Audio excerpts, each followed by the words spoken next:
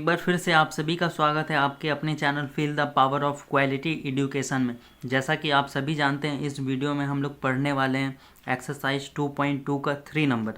तो इसको सॉल्व करते हैं।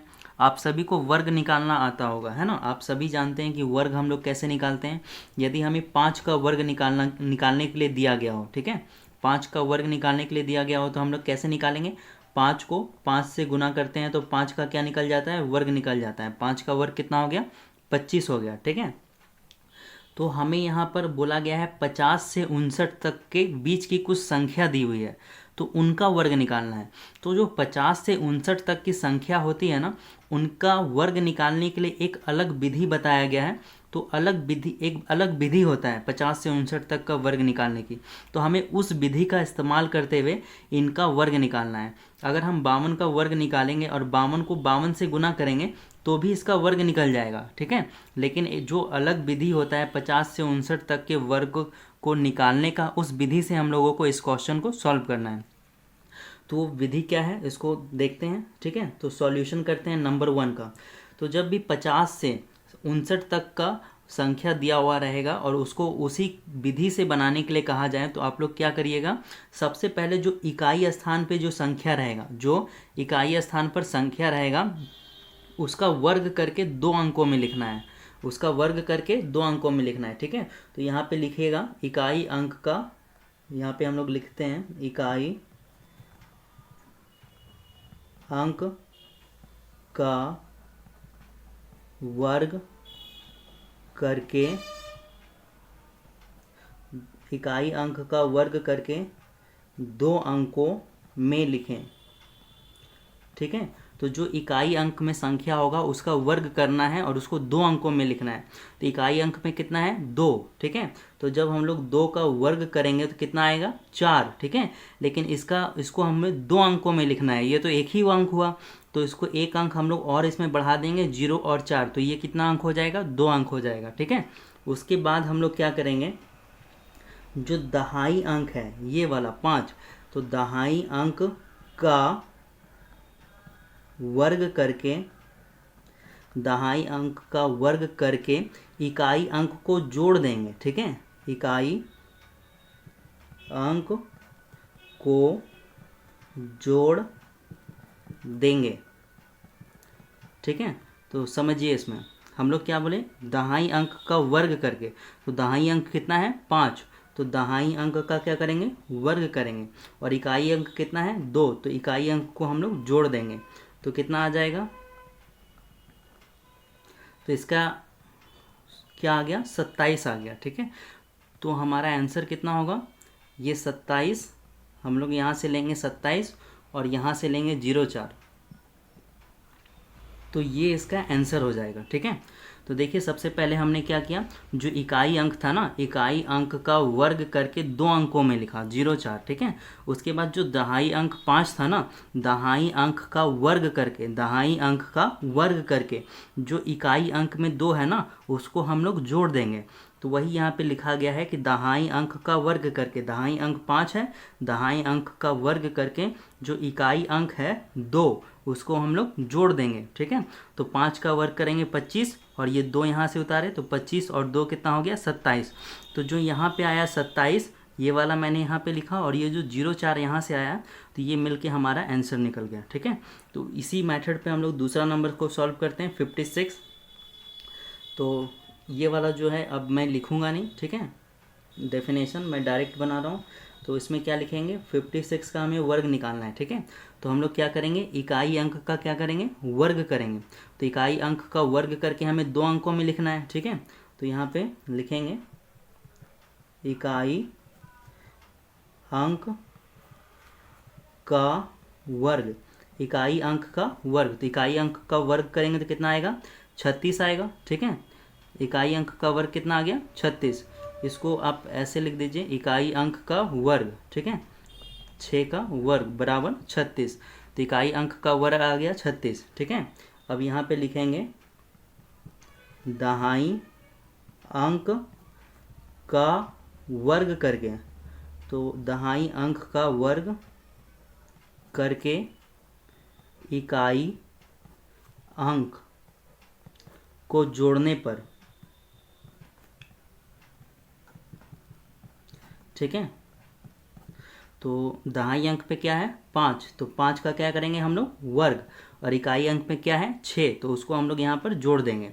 तो क्या आ जाएगा 5 का वर्ग करेंगे तो 25 और ये प्लस 6, तो यहाँ पे हमारा टोटल कितना आया 31 आया, ठीक है।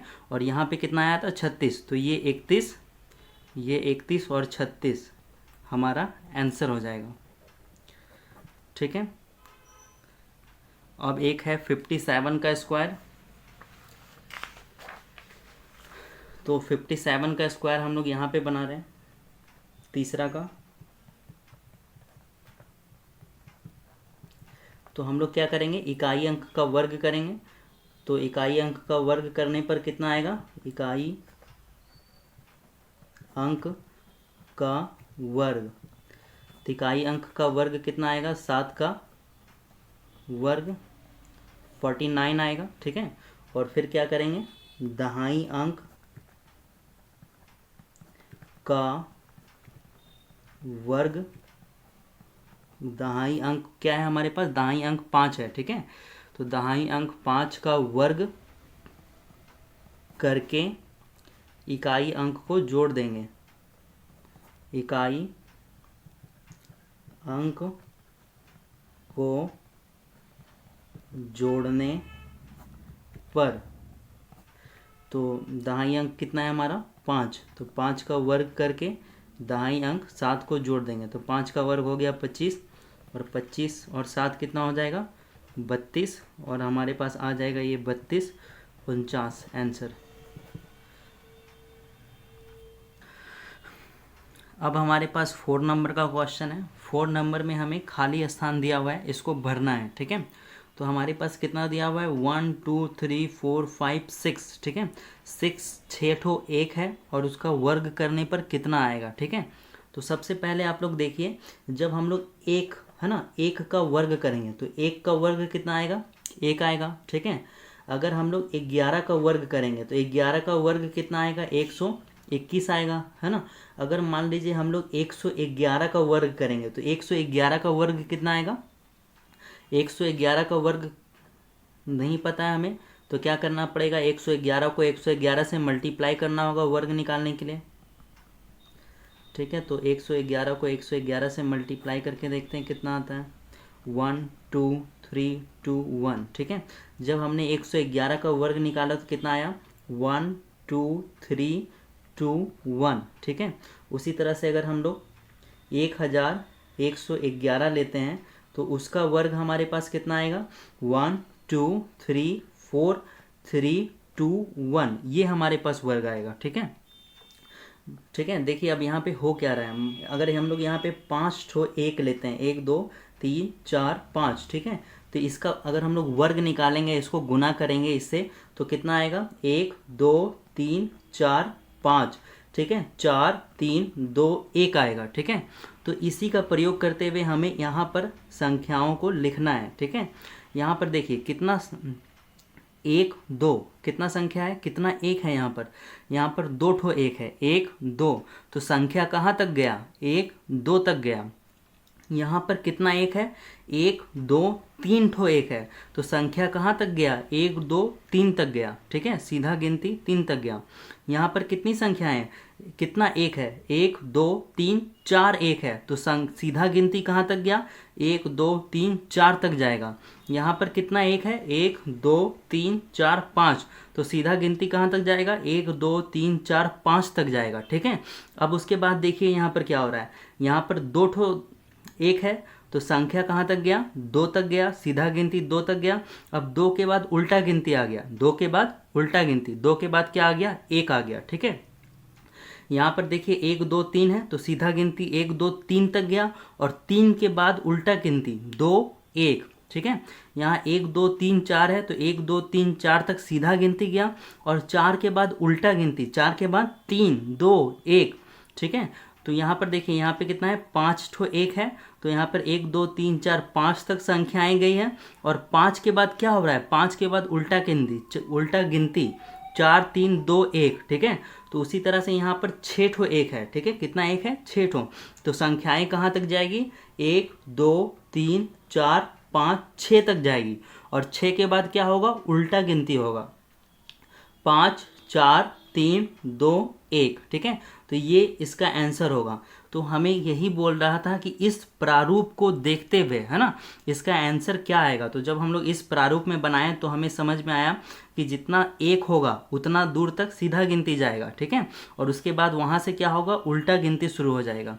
उसी तरह से इसको हमें बनाना है। इसको पहले हमें प्रारूप में देखना होगा क्या आ रहा है।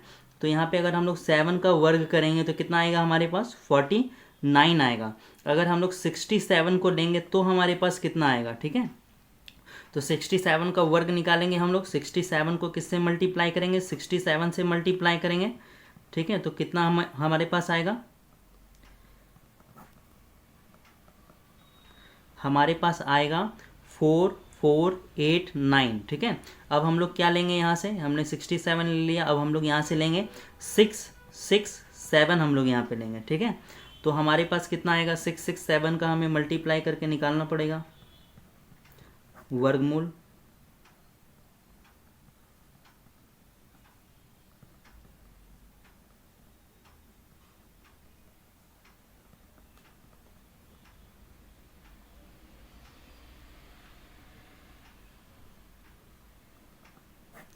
तो हमारे पास 667 का आ जाएगा 9884444। ठीक है, इसको हम लोग यहाँ पर, इसको हम लोग यहाँ पर लिख लेते हैं 444889। ठीक है, अब देखिए इसमें हम लोग समझने का प्रयास करते हैं कि हो क्या रहा है। यहाँ पर जितना 6 है, यहाँ पर जितना 6 है उससे एक बढ़कर 4 आएगा। यहाँ पर एक 6 है ना, तो यहाँ पर 4 की संख्या कितना है, 2 है। यहाँ पर कितना 6 है, 2 ठो 6 है ना, तो यहाँ पर 4 की संख्या कितना है, यहाँ पर 4 की संख्या 3 है। ठीक है, और जितना 6 रहेगा, जितना 6 रहेगा उतना ही 8 आएगा। यहाँ पर एक 6 है तो यहाँ पे कितना 8 आया, एक 8 आया। यहाँ पर 2 6 है तो यहाँ पे कितना 8 आया, यहाँ पे 2 8 आया है। और सबके लास्ट में क्या होगा, 9 होगा। ठीक है, अगर मान लीजिए हम लोग 6 6 6 7 का हम लोग निकालेंगे तो क्या आएगा, जितना 6 रहेगा उससे एक बढ़ाकर 4 लिखेंगे। यहाँ पर 3 ठो 6 है ना, तो उससे एक बढ़ाकर 4 ठो 6 लिखेंगे।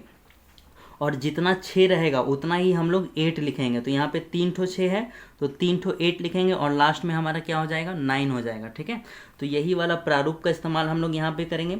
यहाँ पर जितना 6 रहेगा उससे एक बढ़ाकर 4 लिखेंगे। तो 1 2 3 4 5 6 7 8, 8 ठो 6 है तो हम लोग उससे बढ़ाकर 4 लिखेंगे। 8 गो 6 है तो हम लोग 9 ठो 4 लिखेंगे। 1 2 3 4 5 6 7 8 9। ठीक है, अब जितना 6 है हम लोगों को उतना 8 लिखना पड़ेगा। 1 2 3 4 5 6 7 8, 8 गो 6 है तो हम लोग 8 लिखेंगे 8 बार। 1 2 3 4 5 6 7 8, और लास्ट में क्या लिखना होगा, हमें 9 लिखना होगा। तो ये हमारा आंसर होगा। ठीक है, ओके, अब हम लोग क्वेश्चन नंबर 3 में चलते हैं।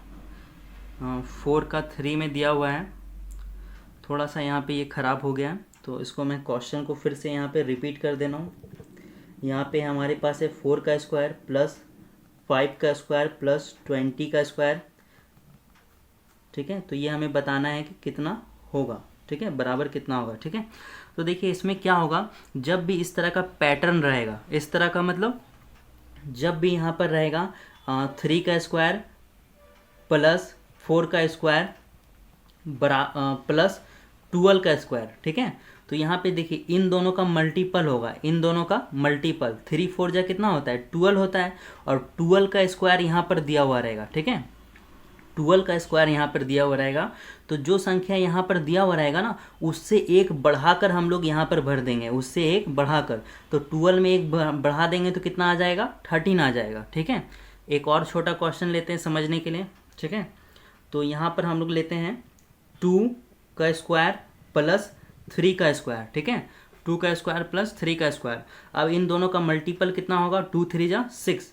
तो यहाँ पर अगर 6 का स्क्वायर रहे तो यहाँ पर हम लोग क्या करेंगे, इस तरह का जब पैटर्न रहे तो हम लोग क्या करेंगे, यहाँ पर जो संख्याएं होगी उससे एक बढ़ाकर हम लोग यहाँ पर लिख देंगे। तो यहाँ पे हो जाएगा 7 का स्क्वायर। तो यही वाला पैटर्न यहाँ पर होगा, 4 5 जा 20 और यहाँ पे 20 का स्क्वायर दिया हुआ है, तो इसमें से एक बढ़ाकर हम लोग यहाँ पर लिख देंगे 21। ठीक है, अब इसका 4 नंबर में दिया हुआ है, तो यहाँ पे देखिए जब भी इस तरह का पैटर्न रहे, ठीक है, 1 2 3 4 5 6 है ना, उसके बाद उल्टा गिनती आ जाए 4 3 2 1, तो यहाँ पर देखिए सीधा गिनती कहाँ तक गया है। ठीक है, तो 1 2 3 4 5 6 तक सीधा गिनती गया है, और 6 के बाद क्या हो रहा है, उल्टा गिनती आ रहा है। तो यहाँ पे हम लोग कितना भरेंगे, 1 2 3 4 5 6 हमारा आंसर हो जाएगा। ठीक है, जब इस तरह का पैटर्न दिया हुआ हो और उसके बाद उल्टा गिनती हो और नीचे में 1 2 3 4 5 6 7 है ना, 8 है ना, यहाँ पर कहाँ तक जाएगा गिनती, 1 2 3 4 5 6 तक जाएगा। 6 के बाद क्या होगा, उल्टा गिनती 5 4 3 2 1 तक जाएगा। तो यहाँ पे क्या भरेंगे, 1 2 3 4 5 6 हम लोग